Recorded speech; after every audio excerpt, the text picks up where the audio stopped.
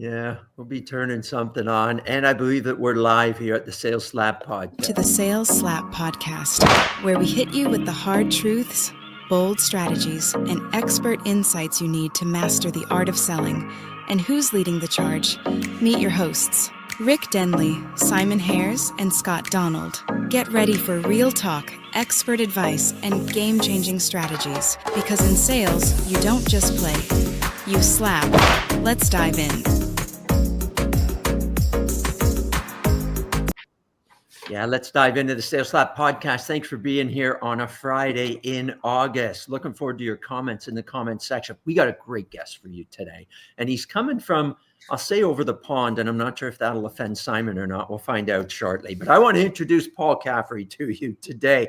Paul mentions here, for individual contributors aspiring to take leadership route, Paul's training is the go-to resource, says some of his testimonials.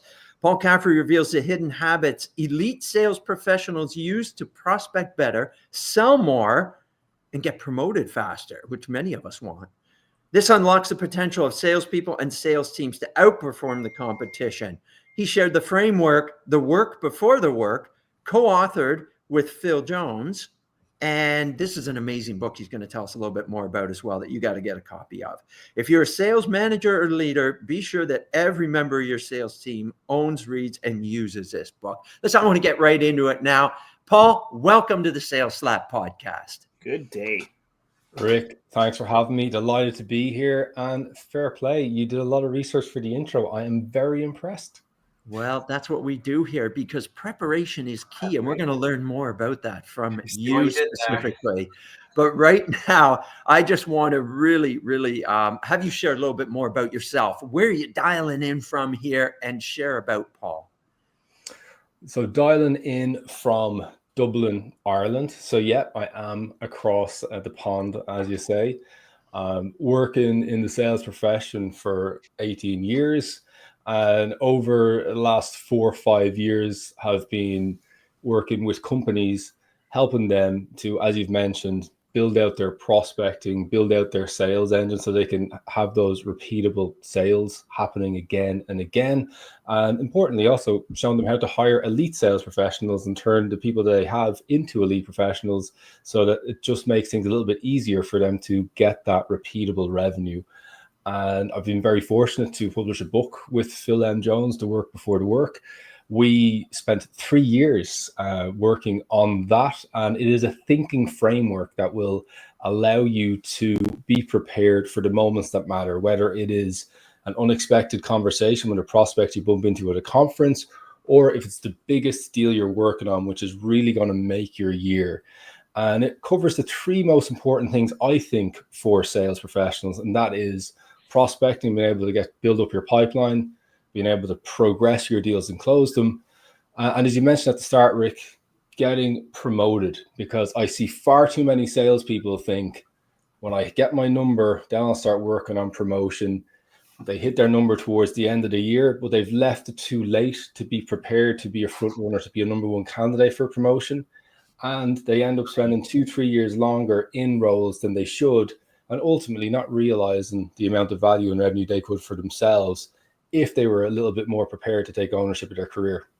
Brilliant. That's a great area that we haven't had somebody speak about before, is that pathway. And we know that the up and coming generations, when we look at them, millennials and Gen Zs especially, they want to know their pathway in growth within an organization. And leaders, we have to be sure that we're showing them that. And that's one of the best ways to retain them as well. Paul, thanks for that great introduction. We're very excited to have you on the show here. And I know that the guys are chomping at the bit to dive in as well and ask you some questions, whether it be about this great type of training that you bring. You do some speaking from stages as well. And of course, your great book that you wrote also. So I'm going to pass it over to co-host Scott. Scott, how you doing today? And what do you got for Paul? Good morning, Rick. Good morning, everybody. So, I love this concept of the work before the work. And I don't want to pump Rick's tires, but Rick talks about how he prepared for a fight to support raising money for cancer and how that took 8 months of preparation. And I think to Rick's point, and to obviously to your theme here, Paul, that this notion of preparation and having a framework is probably one of the things that most sales organizations and can benefit from. So my question here is that, your LinkedIn profile, you talk about having a prospecting and a sales playbook, which I imagine most organizations don't have. So in your experience, why is it so important to put time and effort into building these playbooks for either the individual salesperson or the sales leader themselves? Well, the importance, it comes down to how repeatable it is. And for me, most salespeople who are working in the profession, particularly if you're working in the profession for a few years, most people know what to do. But the big problem is they don't always do it. And they might need help improving how they do it. But fundamentally, when we look at that, if we don't have a playbook, if we don't have basically a path to take our deals through that we follow, then we're in the position of making mistakes, seeing our sales cycles get more elongated. Yeah. Somebody responded well to when I mentioned this in the demo before, so I'll mention that in all my demos going forward. It becomes bloated and we just don't get the results that we could. And I was speaking to a CEO yesterday, and one of the things I had to call out was your sales team. They sell via distributors, but they're not speaking with the distributors on a quarterly basis. They're not talking about building pipeline and progressing deals. There's not even meetings booked to regularly speak with these distributors, and that's a key way for you to go to market. Yeah. And his response is, but that's 101. I'm like, it absolutely is 101, but your guys do it sometimes and other times they don't. And this I'm even surprised at quarterly, Paul. I'm even surprised at quarterly. Should that not be monthly? Well, what you should have a cycle to go through on a quarterly basis. So at the start of the quarter, we review what happened last quarter, and you're quite right. And you're speaking throughout. So every couple of weeks, then you're speaking, finding out the customers they're chatting with, and you're very agreed. We're going to try close X amount of revenue. We're going to try create so many opportunities. We're going to try progress the deals. Maybe you're not always going to close deals on a quarterly basis with bigger companies, but not having structure. And again, the people have delivered and they've done very well and they know what to do, but they don't have that structure or that framework to actually do it. And we've all seen the difference when you show up prepared for something and when you don't. Yeah. And that repeatable process that you mentioned, put it in place. If you're going to have meetings at the beginning and end of the quarter, maybe you have one halfway through the quarter as well to review large opportunities, because really that supplier salesperson and a distributor salesperson should be working hand in hand to understand the territory that they're covering perhaps and the industries, and making sure. I remember going into clients where they love to see supplier and distributor together because they're working together in their best interest. And I got a little bit out of that from your book as well, in that preparing for calls piece, which was so important also. So great start. Great question, Scott. Thanks for sharing your answer, Paul. Simon, over to you. What do you got for our friend Paul here today? I just want to pick up on this this framework of being able to stay in touch frequently and constantly talking to people to build relationships. I was watching something on LinkedIn the other day, and the guy who I was watching, his name has completely gone out of my head, but he says he's got this dance that he does, which is around questions equal conversations, equal relationship, equal opportunities, equal sales, this 5-step dance. And it's an amazing thing that we do when we start asking right questions and we start having conversations with people. But of course, once you've got business, or once you're chasing business and you want to stay in touch regularly, there's this argument between, do I stay in touch and just have a chat to stay in touch? Do I only get in touch when I really want something? And sometimes customers say, well, you only get in touch when you want something. There's an argument for both, because actually, if there is an opportunity, I believe that actually I'm going to get in contact with you when I want something, because ultimately I'm going to help you do it and help you make more money, rather than just ring you up and chew the fat over nothing for 5 minutes. I don't know. I think it's an argument for both. What do you think, Paul? I think there should be a structured and an unstructured way that you tackle this. And I guess a good example of that is, if you have a list of all the people that you've ever sold to over the course of your career, or people that you've worked alongside, having a structured way to reach out to them and maintain that can be quite important. And that could include some existing clients or some people that you're working with at the moment. And a very simple way to do this is simply in a Google sheet or an Excel sheet, throw in 90 names, and then each day shoot a message to 3 people. And basically, you'll get into a WhatsApp conversation. You might pick up the phone, you might just send them an email, whatever it turns out to be. And then you just put them at the bottom of the list. And the next day you do the next 3. And what you'll notice is, because you're looking at that list and you'll realize, oh yeah, Simon, I want to drop a note to Simon. You'll see something that will be interesting, or something will pop into your head. And for example, I was chatting with Mark Hunter recently, and he popped up in conversation, and mentioned that to you, and we have a little bit of back and forth. Those things is what kind of keeps that relationship going when you don't actually have a specific reason to reach out.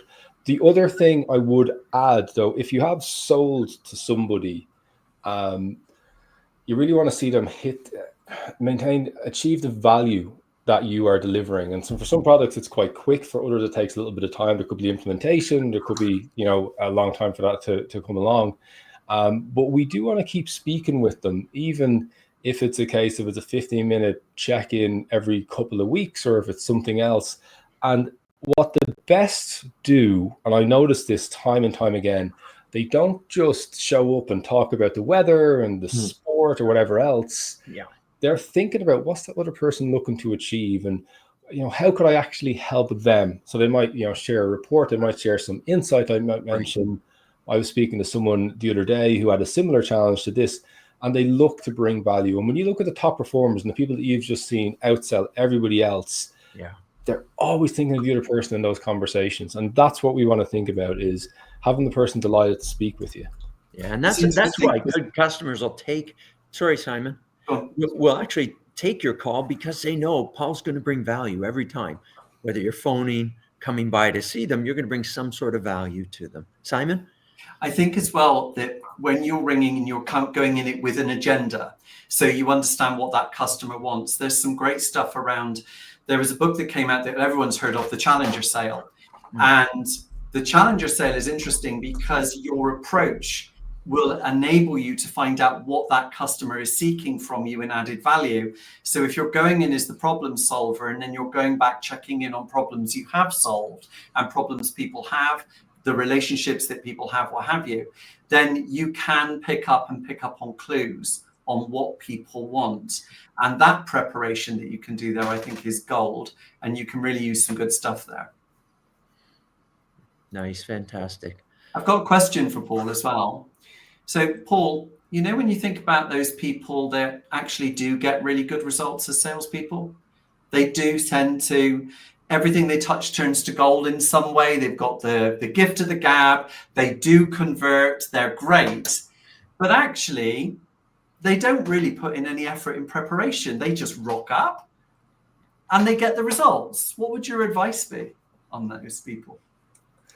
Well, we see that, and it's amazing. And we've all seen people who are great speakers. And what it comes down to is, you tend to see when things are going well, you tend to see when people win. But what we want to think about is, there's probably a lot more being done there that maybe we don't realize. And I would suspect that in some cases, there is a little bit of preparation, a little bit of work being done behind the scenes. And in other situations, if you ask that person what they do and how are they achieving it, they won't even be able to explain it to you. Well, I talk to my customers, I sell, that's what I'm here to do. But what you'll probably find is, subconsciously, they know their product. They've got very great retention. They're able to hone in on the key questions that need to be answered and land those points. Their follow-up is probably really solid.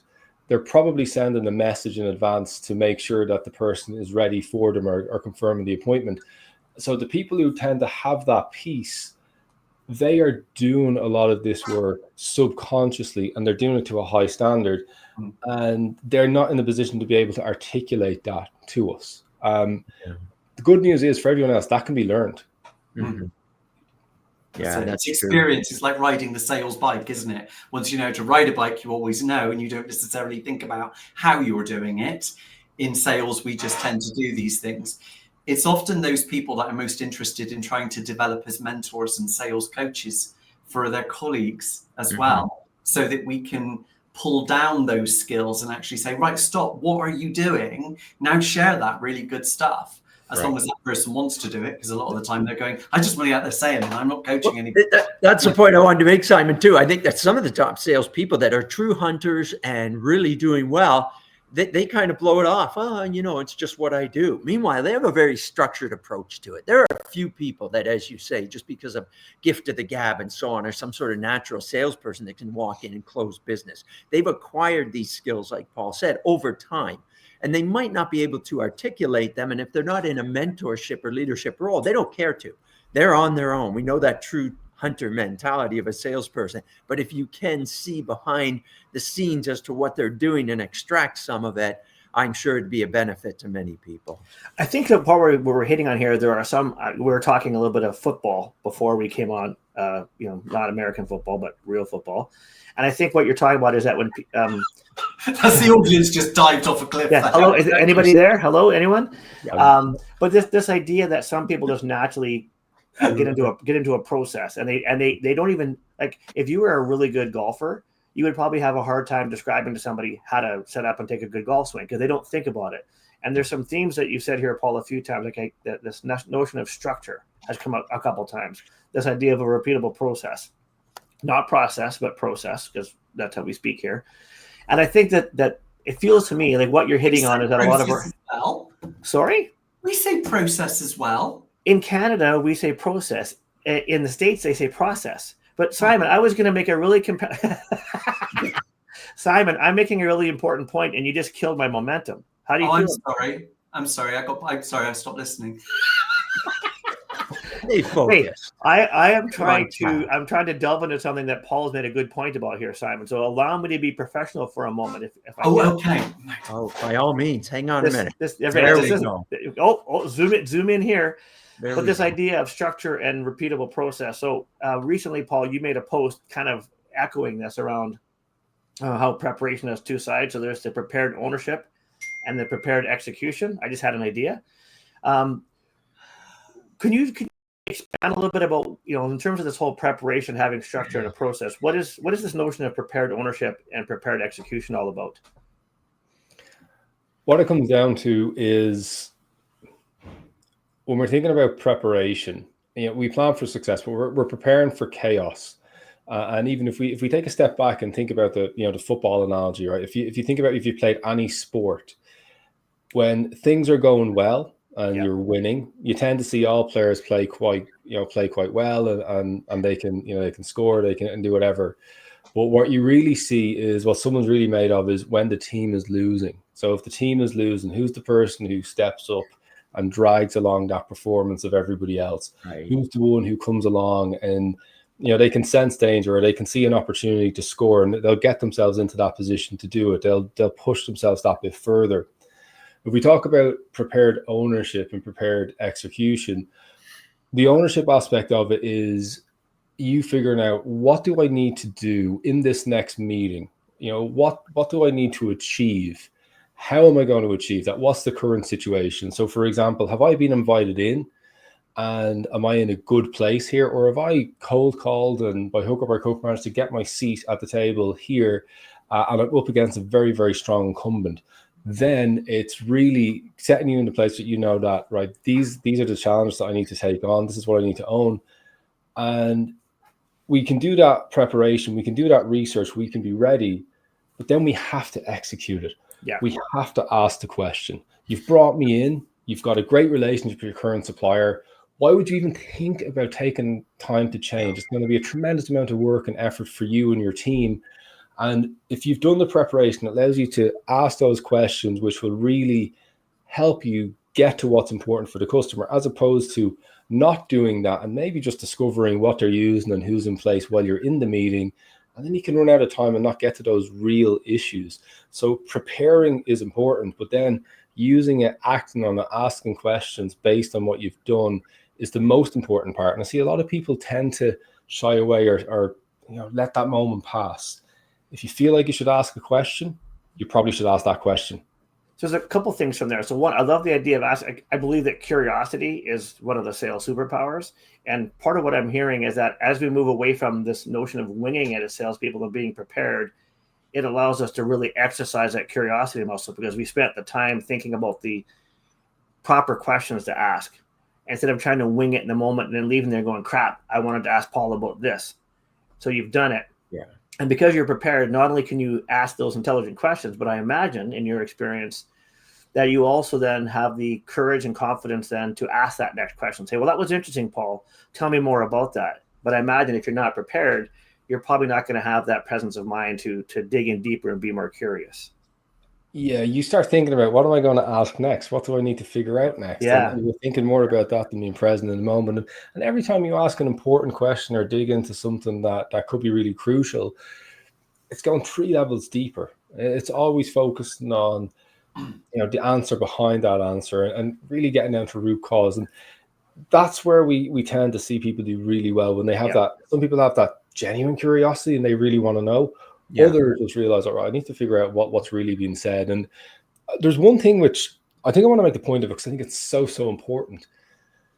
Preparation is table stakes, but a key thing now is, if I show up prepared and within the first few seconds I let you know that I have researched you, I've done research about the business, or I've got something about the industry, and within the first minute or so I really show you that I know you and I know your business, that gets people to, breaks a pattern. It gets them to lean in, and the rest of your meeting can be the exact same. You can ask the same questions, but because you've invested to show them that you're really interested in doing business together, you then get the energy rises, they're more engaged, and they give better answers to the same questions. You've built credibility. Yeah. Good point, Scott. Yeah, it's credibility, right, Paul? That's what you've gone and built right away, that I care. And we know that people only buy from people that they know, like, and trust. And getting to that trust factor is easier said than done. But if you're prepared, I think it elevates that quickly, doesn't it, Paul? It's the most important way. And we need to be thinking about ways, well, how can we be more trustworthy now? And a great example is, we're going to have a meeting with somebody tomorrow. Well, I would love to know what's top of mind for them. If I send them across the agenda, confirm the appointment, and I just simply ask what's top of mind, half the time, maybe 30% of the time, people turn around and go, yeah, we really want to have a discussion about this, or we want to add that to the agenda. And all of a sudden, I've got to start and point, oh, you've got a team in this area that is not doing what they should be doing. You've got a prospecting issue that you want to spend more time on. And when we talk about the know, like, and trust factor, that could be a video. No reason why that couldn't be a 30-second video on Vidyard or whatever else that you send across. It goes a little bit more. Yeah, break it down. And also asking of that question, because very often salespeople assume they know what the client wants to hear. And that's the worst thing you can do, right? Assume, right? Yeah. And that's terrible. Scott, you like the acronym of ASSUME, right? I do. And I was just going to say that, this whole notion of trustworthiness, which comes out of preparation, I want to turn out. I got it. I'm not going to say it out loud because I'm professional. But what I wanted to say is, I know that Simon has sometimes struggled with trustworthiness. And how have you overcome that, Simon?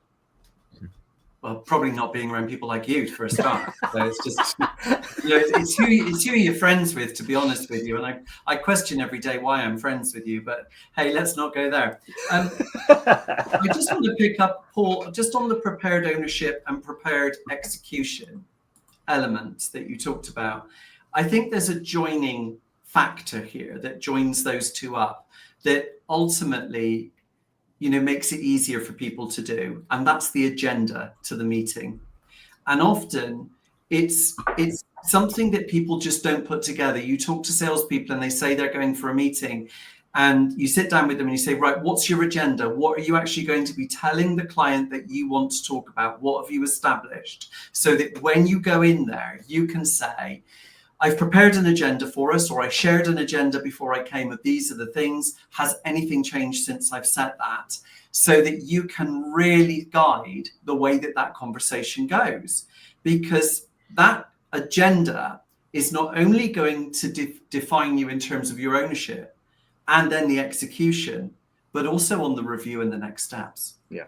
And that agenda is going to guide you all the way through it. And I firmly believe that whilst we don't want any salesperson to do the turn up and throw up, we know that customers sometimes, when you go to see them, they will ask you the question, so tell us a bit about you, tell us a bit about your business. And we already know they've got the internet, we already know they've done their work. There's a crazy stat that they're already through the decision-making process. Yeah. And when I'm talking to salespeople, I ask them, that they have got to prepare 4 answers to 4 questions if they get asked anything. Number 1, why should I buy? Number 2, same question, why should I buy, but from you? Third question, why should I buy from you over the competition? And number 4, why should I buy from you over the competition right now? And what we have there is a set of preparation questions that allows us to create urgency based on how we've qualified them with timing. It's allowed us to let them know that we understand our competitive set and where we sit and where we trade. It also tells us how we can talk about the key points that are valuable to the client in terms of benefits and value. And you know what? Sometimes people just sit there and they think, I've never done any of that. Yeah. And these are sometimes the most experienced people. So when you talk about preparing, even that as an agenda, as part of what you need to discuss, rather than going, well, let's tell you a little bit about our history. Let's not go there. Wow. We just want to have some form of framework in place that helps. And there's Simon leading the discussion and preparing for this podcast. Well done, Simon. You must have read Paul's book. And also, I have read Paul's book. In fact, my copy of it is actually with another client right now, because I said to them, you need to read this and do a bit more. Oh, I love book sharing. Actually, they were. I know. I'm sorry, I've done you out of a sale, Paul. But honestly, they just don't do anything. But I just want to stay with the client a minute. Paul, from a client's perspective, they can feel when a salesperson has not done any preparation. You can feel that. They just rock up. They ask the wrong questions. It's crap. It really is. Is there any way that a salesperson can actually redeem themselves at that stage? The key question that they need to be asking themselves to potentially redeem themselves, if you start to notice that this is not going quite so well, it's zooming out and going, okay, well, what's the macro decision I want these guys to make, and what's the micro decision? And if we think about macro, well, that's going to be evaluating if our service is going to deliver value and if they should buy from us or not. So typically that's what is going to be, or we're working towards a pilot, proof of concept, whatever it might be. But then from the micro perspective, it's, well, what decision do I want this person to make at the end of this meeting? And if things aren't going so well, how can I actually call that out? Because everybody who has taken time to meet you, it's because they have a problem they think you're going to be able to help them solve. They're not sure that you will, but they think that you might. And if it's a case that you notice things are a mile off the mark, sometimes we need to call that out. Sometimes we need to turn around and say, it feels like maybe this isn't the solution for you, or that maybe this isn't a priority that or something that you require. And, call out the fact that, well, maybe we're going to go and spend our time with someone else. And that then might get them to open up and share a little bit more. Now, if you've really pissed someone off and you've just been really, really bad, they might just say, yeah, grand. Yeah. See you later. Well, that cuts it short for you, which is good. But what I like, Paul, is the authenticity that you're talking about here. And you're being authentic that, maybe I'm not getting to the root of this and I don't feel that I'm bringing you the value right now. So then you shift gears a little bit. That might break down the walls between the two people as well and have them open up even further. And perhaps, like you say, at that point in a sales call, well, what do you got to lose? You may as well give it a go. Can I just round out my question here a second as well? Because when I'm with people and you watch them sell, there are some questions that salespeople ask subconsciously that can tell me they have not prepared. And the number one question for me is when they ask the client, what are the next steps for you? And when they ask that question, it shows me that they have not done any form of forward thinking of how they're going to take things forward, what they're going to do for the client, how they're going to help them, support them, solve their problems, what have you, because they should be in a position to be able to say, so let me tell you what the next steps are. And when people are asking these questions where they're putting all of that onto the client, so what are the next steps for you? Well, you should bloody know. You should know what they are. You need to be able to control this because you're putting everything back to them. But actually, what you really are telling is a buyer, especially an experienced buyer or someone who's trained to buy, you're actually telling them that you haven't prepared. And that's a really big question that gives away the game. Agreed. Yeah, that's I like that. Paul, what would you comment on that? And is there another key question that you would say salespeople should avoid asking? Are there any bad questions? Oh well, there's so many bad questions, but I'll jump on Simon's point first. I totally echo that. If you don't have prepared next steps when you're going into a meeting based on it being successful, I mean, you should be very capably able to call out what that next step is, who's going to be involved, when it's going to happen, and why it needs to happen. And if you're working longer sales cycles, at the very start, share the mutual success plan and mutual action plan, just showing that you've planned something out, this is the plan our successful clients follow. The potential next step may be a demo, or maybe a conversation with the wider team, or maybe an introduction to executives. Right. We'll come back to that at the end. Don't worry about that now. Let's have a conversation and then continue on. So really just underlining what Simon was talking about. The top professionals do that. Even the ones who we spoke about at the beginning, who just rock up and tend to sell everything, they will be doing that upfront contract, as Sandra would have called it back in the day. And they're doing it subconsciously. Bad questions. I mean, so many. Like what keeps you up at night? We don't even want to highlight them, right? What keeps you up at night? Go and use them. So I want to ask something in regards to the leadership area, which I love delving into. Yeah. Now, I like the parallel that's been drawn today in many aspects in regards to preparation in selling and preparation in sports. And many of us are active in different sports and competitive sports, as you mentioned. You've been, Paul, as well. I often get asked as well in preparation for sports as well. I get asked, and all of us have spoken on stage, are you scared? Are you scared before you go on stage, especially? Or are you scared before a big game? And, I readily, I'll admit, no, I'm not scared.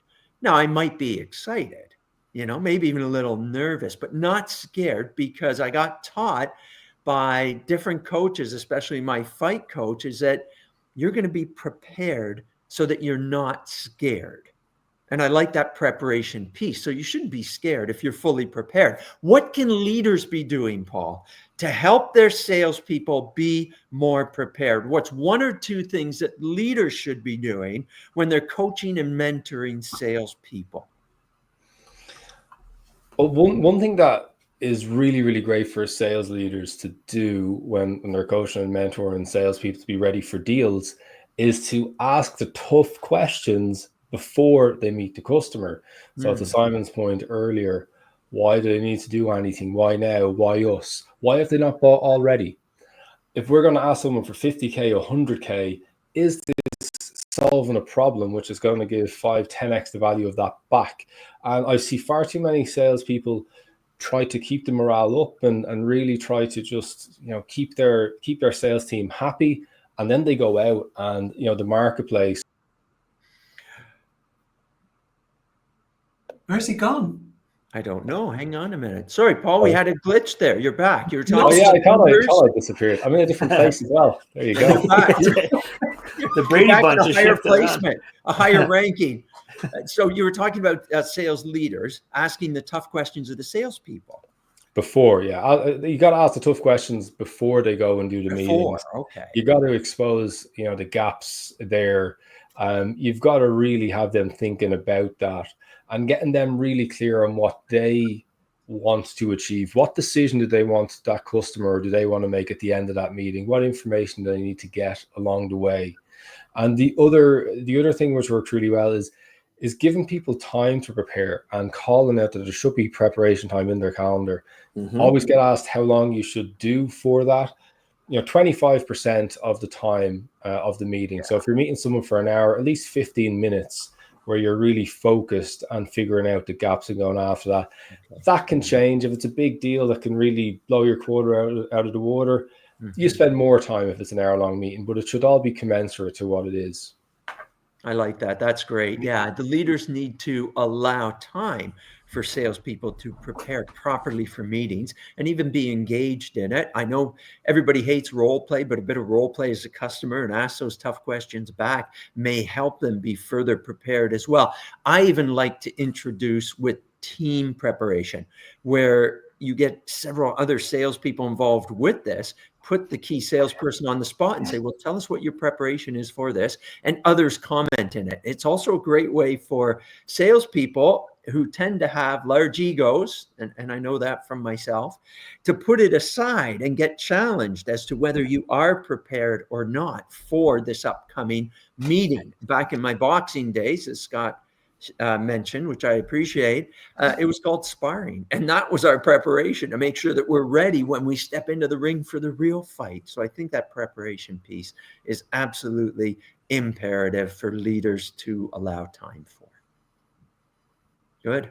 Gents, we're wrapping up 35 minutes here with an incredible guest today in Paul. And I just want to thank Paul for coming on our show here and ask you as well, where can people get a hold of you to find out more of the value that you bring to them? Where can they get a hold of you and your book? The best place to get a hold of me is on LinkedIn. So it is Paul Caffrey on LinkedIn. And if you want to benchmark yourself against prepared sellers and see where your preparation ranks, you go to paulcaffrey.com/benchmark. Okay. 2-3 minutes, you'll be able to see what you do really well and some areas that you can improve. And the book is available Amazon and a lot of large bookshops worldwide, and it's even available in Greek. So if anybody is a native Greek speaker, they can just get a copy in that language. And apparently those people who say that sales is all Greek to them. Oh boy! and apparently Simon will gladly pass around his book so your sales. I do. Yeah. Thank you. Please share it to more people. I do. Don't worry, and I will. That's wonderful. Guys, just been a thrill having you on here, Paul. Thank you. And we look forward to more of your sharing and the value that you bring on a regular basis. So thank you very much for being here. And for our viewers that tuned in, thank you. And yet ones that are rewatching this, we appreciate Paul being on. And who's our next guest coming up, Scott?